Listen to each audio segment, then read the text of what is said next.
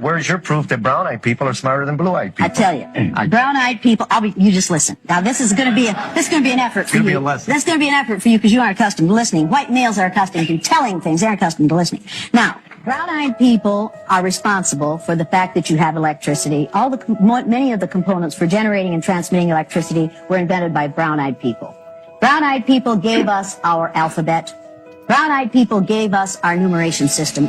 Brown-eyed people gave us the paper on which we write these anonymous letters to me that tell me that brown-eyed people are inferior. When you go home, you people do not pray for me, particularly you. Don't you pray for me. Because, see, I don't have to worry about that. All of a sudden, you ain't going to pray for me. Now, brown-eyed people are the ones who originated or who founded every major religion on this earth. No white people have ever founded a major religion. Now, you need to realize the contributions that have been made to society, to civilization, by brown-eyed people, by people of color. I'm talking about people of color here, folks. And most of us are not aware of those things because we live in a racist society and because we are educated by a racist school system that only teaches us about white contributions. And that's a fact. And if you don't like it, I'm sorry, but that's the way it is. If we would start telling the truth in schools, we would not have racism. We could cure racism in this country. All right. Peace and blessings. Peace and blessings. All praises to the Most High. And I think that lady's name is Jane Elliott. She's a white lady who goes around teaching and talking about how the racist white supremacist foundation of this country is the root of all problems, basically.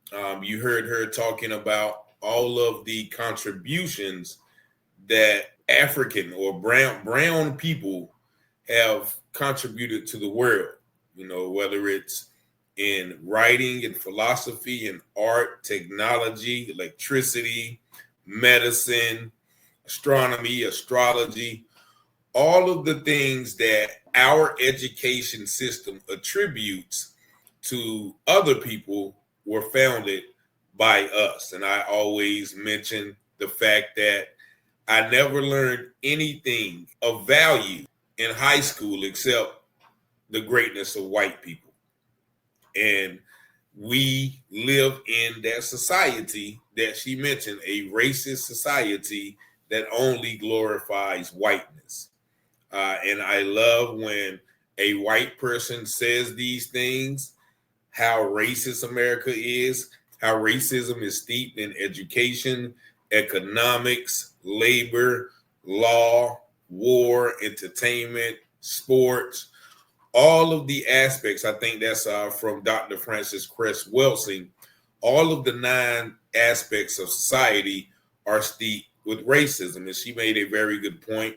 If the true history was taught, the greatness of the African civilizations, the greatness and the contributions of brown people, black and brown people all across the world, then we wouldn't have this thing that we call racism, white supremacy, which due to our education system attributes everything that was anything of value to white people.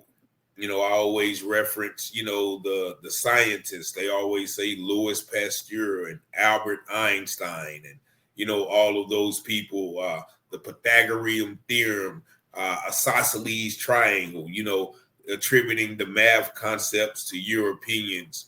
The history always starts, with the Spanish and the English Empire or the Roman Empire. But they failed to mention, all of the great African empires, the Olmec empires, and how the Moors had to literally come to Spain and civilize the Spanish. There was a time called the Dark Ages, and that was all throughout Europe. That wasn't in Africa. Africa was building civilizations, building pyramids, building all types of contribution to humanity when Europe was in the Dark Ages. They were dying from the bubonic plague and all of those ailments because they didn't have the proper knowledge to prevent diseases. I think they said that they were burying people overground. which caused, the decaying bodies and everything to spread, and more people were dying every day. They mentioned how the Moors came to Spanish and taught the white people how to bathe because they didn't even know, how to bathe. So there's a lot of contributions that if it were taught, then of course Black people will have more self-esteem, self-awareness, self-confidence, knowledge of self, and then, we wouldn't have to just relive the Black History Month that they give us. Oh, we were slaves. Abraham Lincoln freed us. Rosa Parks didn't stand up on the bus. Martin Luther King had a dream. Harriet Tubman freed the slaves, etc., etc. The same old narrative every February. We get to relive the glory days of white supremacy, which is slavery and civil rights. That is the glory day. I don't like watching movies during that time.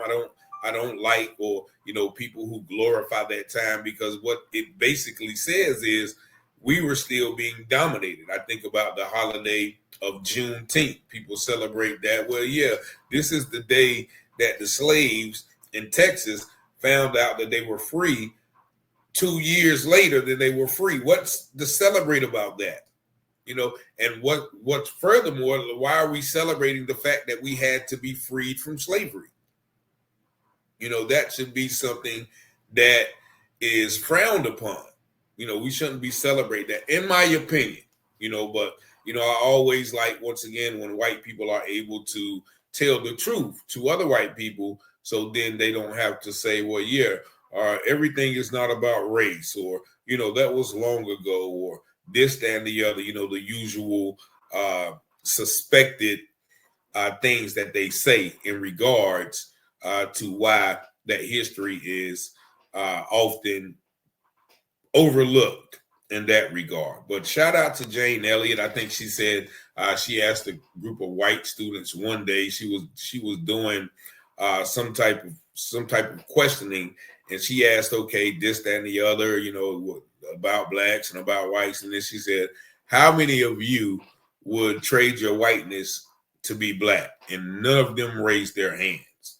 So that lets you know that even though, people may show an ability to like Black people, they know that, the way the system and society is set up, that, whiteness has a privilege that Blackness doesn't. That even goes on to this day. So I just wanted to share that real quick. I always got to revisit, some of the people, some of the white people who are brave enough to admit that there's still a racism deep rooted in society. And racism is just not calling Black people niggers. Racism is a whole system that keeps Black people on the bottom and allows white people to flourish. But y'all let me know what y'all think about this subject matter in the comments. 919-587-7782. Peace and blessings.